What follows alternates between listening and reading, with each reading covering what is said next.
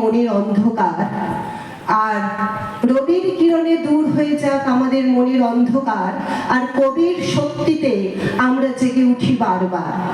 আজকে আমার উপস্থাপনা ভুল স্বর্গ। লোকটি নেহাত বেকার ছিল, তার কোনো কাজ ছিল না, কেবল শখ ছিল নানা রকমের।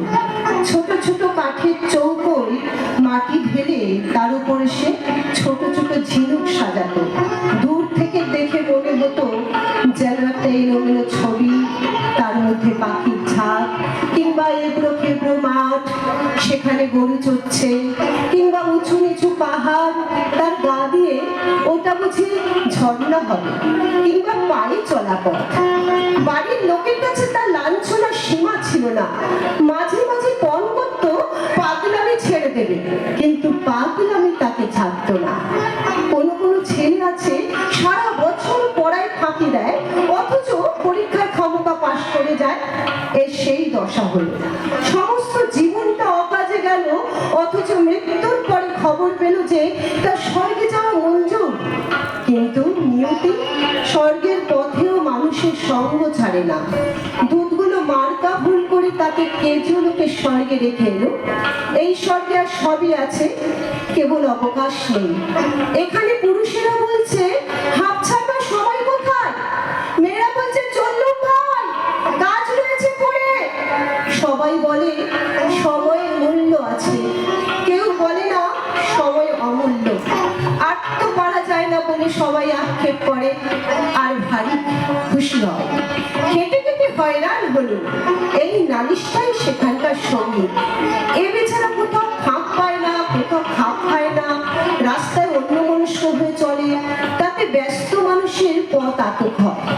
চাদরটি পেতে যেখানেই আরাম করে বসতে চায়, শুনতে পায় সেখানেই ফসলের ক্ষেত, বীজ পোতা হয়ে গেছে, কেবলই উঠে যেতে হয়, সরে যেতে হয়।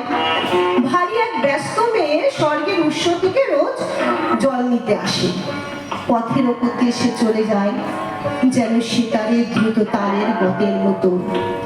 তাড়াতাড়ি সে এলো খোপা বেঁধে নিয়েছে, তবু দু চারটে দুরন্ত অলোক কপালের উপর ঝুঁকে পড়ে তার চোখের কালো তারা দেখবে বলে উকি মারছে। তার চোখের কালো তারা দেখবে বলে উকি মারছে। বেকার লোকটি একপাশে দাঁড়িয়েছিল, চঞ্চল ঝর্ণার ধারে তমাল গাছটির মতো স্থির।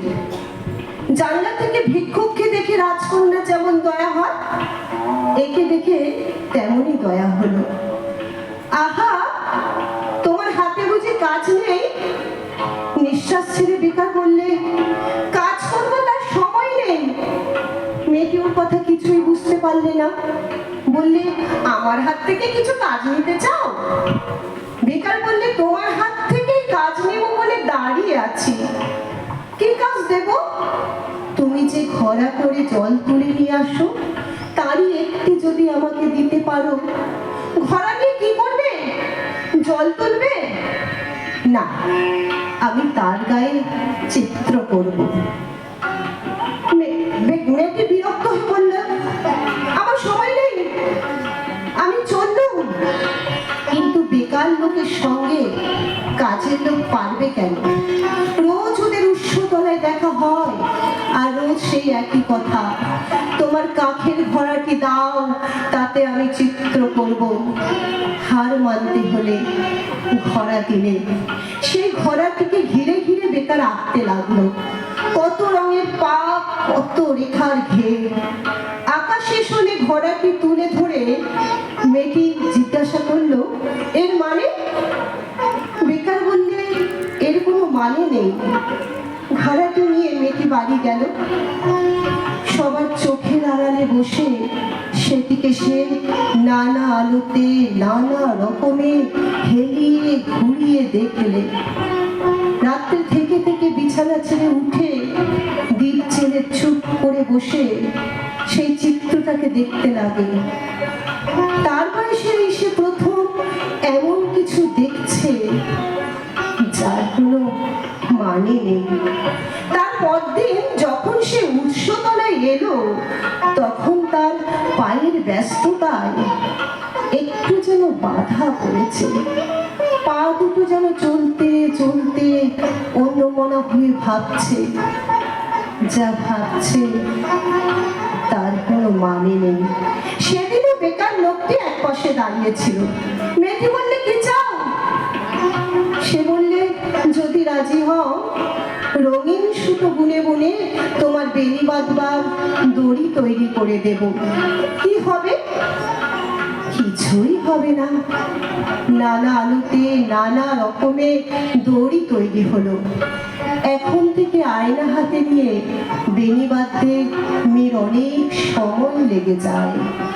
কাজ করে থাকে, বেলা বয়ে যায়। এদিকে দেখতে দেখতে কেজো সঙ্গে কাজের মধ্যে বড় বড় ফাঁক পড়তে লাগলো। কান্নায় আর গানে ভরে উঠলো সেই ফাঁক। স্বর্গের কবিনেরা বলল, বড় চিন্তিত হয়ে তারা সভা ডাকলেন। বললেন, এখানকার ইতিহাসে কখনো এমন ঘটেনি। স্বর্গের দূত এসে অপরাধ স্বীকার করলেন। বললেন, আমি ভুল মানুষকে ভুল সঙ্গে এনেছি। ভুল লোকটিকে সভায় আনা হলো। তার রঙিন পাগড়ি আর কোমর বন্ধনের বাহাত দেখে বুঝলে ভীষণ ভুল হয়েছে। স্বর্গের সভাপতি বললে, তোমাকে পৃথিবীতে ফিরে যেতে হবে। লোকটি তার রঙের ঝুলি আর তুলি কোমরে বেঁধে নিয়ে হাঁপ ছেড়ে বললে, তবে চললো? মেয়েটি বললে, আমিও যাব।